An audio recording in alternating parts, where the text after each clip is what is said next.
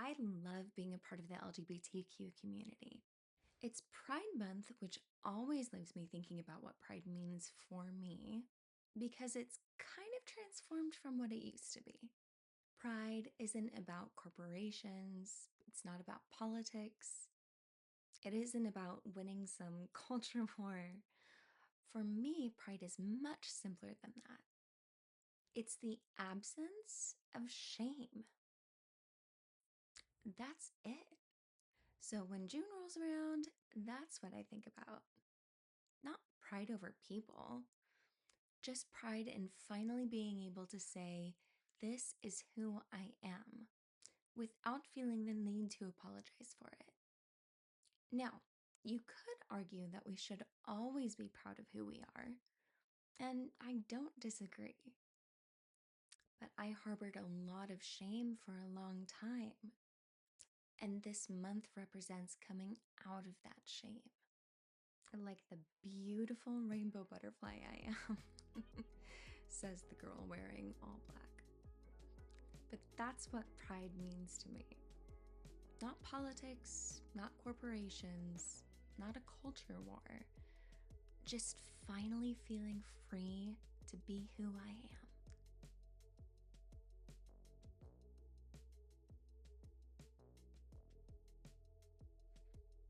Hi, loves. Welcome back to Amy's View Unscripted.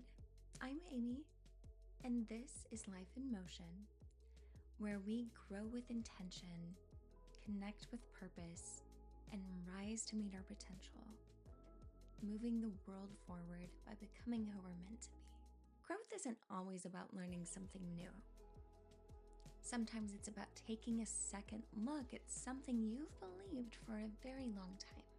Pride always brings about a sense of reflection because it has very little to do with corporations or politics or any of the things people spend all month arguing about online. For me, it comes down to something much, much simpler. For a really long time, I thought there was something wrong with me. And not because I woke up one day and decided that. I inherited it. I inherited ideas, messages, interpretations, and things people always said between the lines. Things people never had to say out loud because I got the message anyway. And when you're young, you don't really stop and examine these things. You just absorb them. You assume the adults know what they're talking about. And you assume the people teaching you know something that you don't. So if enough people tell you that some part of who you are is wrong, well, eventually you stop questioning the message and you start questioning yourself. And that's really where this book began. Not with an argument, not with a political opinion, not with a desire to prove anyone wrong, just a question. The question is, why? Why did I feel this way? Why did so many other people feel this way? And if God is love, why were so many people carrying around shame in God's name? That's been my question for a very long time. And the more I sat with it, the more I read, the more I researched, the more I realized I needed to understand where these beliefs came from. Not because I ever wanted to abandon my faith, but because I cared enough about that faith to examine it. And somewhere in that process, the title of the book showed up. Love Without the Asterisk.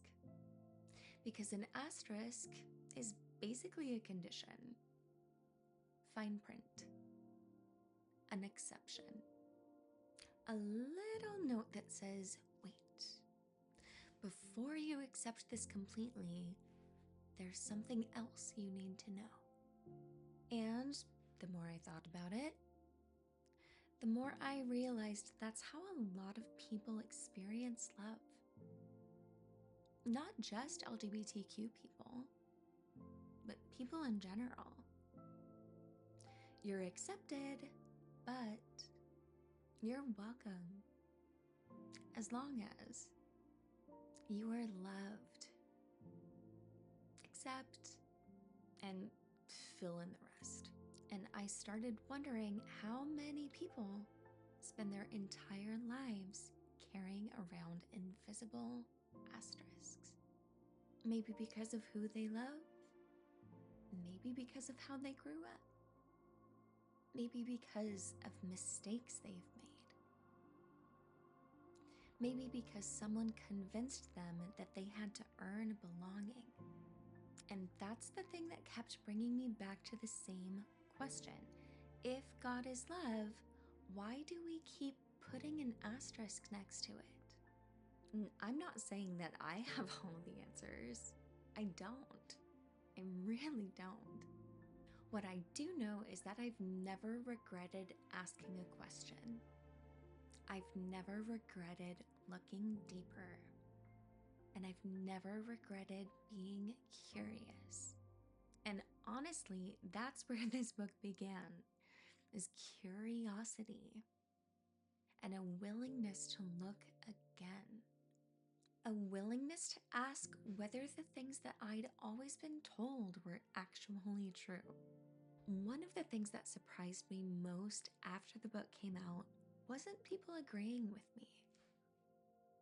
It was the stories, people reaching out, and families having conversations that they haven't been able to have before. People feeling seen, people feeling less alone. And that just puts me over the moon because I wasn't trying to win an argument. I never was. I was trying to create understanding. And I was trying to create healing. I was trying to create a little more room for love where fear had been living for a very long time. And honestly, I think we could all use a little bit more of that.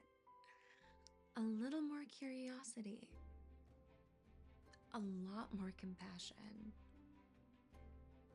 A little less certainty. And a little less fear. A lot more willingness to look at somebody and say, help me understand. Because whether we're talking about faith, identity, politics, relationships, or anything else, I think that's where real connection starts. If you've never read Love Without the Asterisk, and any of these thoughts resonate with you, I will leave a link in the description. And if you have read it, I'd genuinely love to hear from you. I want to know what stayed with you, if anything challenged you, if it helped you have any conversations. Please let me know in the comments. As always, thank you so much for spending part of your day with me. I thank you for being here, and thank you for continuing to choose curiosity, compassion, and love. So until next time, stay curious, and I'll see you soon.